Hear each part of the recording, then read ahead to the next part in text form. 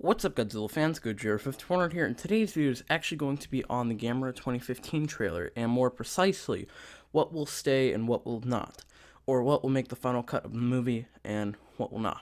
Now, I'm making this video because I've had multiple people tell me different things.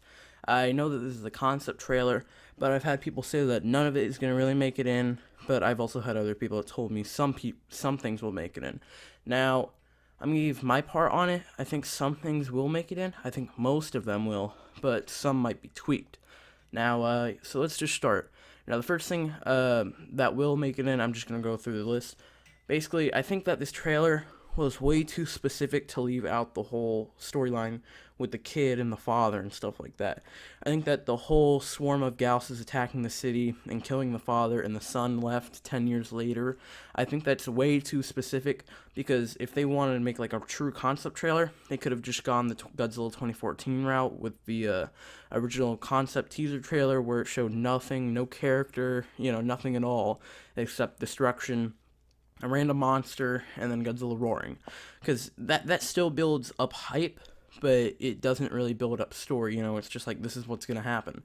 But what this trailer did is that it introduced characters, it introduced backstory, tragedy, a time skip. That's way too much really to add for something that's not going to appear.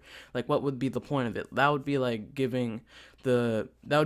having the introduction, like the short story of Up, the short introduction of Up, where it goes through his whole life and then the wife dies, but without including that in the movie. That would be like in the trailer. It just seems way too specific. But then for the kaiju also, this is another big one. The kaiju, I think that it will actually stay because, again, it is too specific. I think if they just had a random giant monster destroying the city, yeah, but the power, I think, is too specific, where the bubble thing and it absorbs stuff and it explodes it.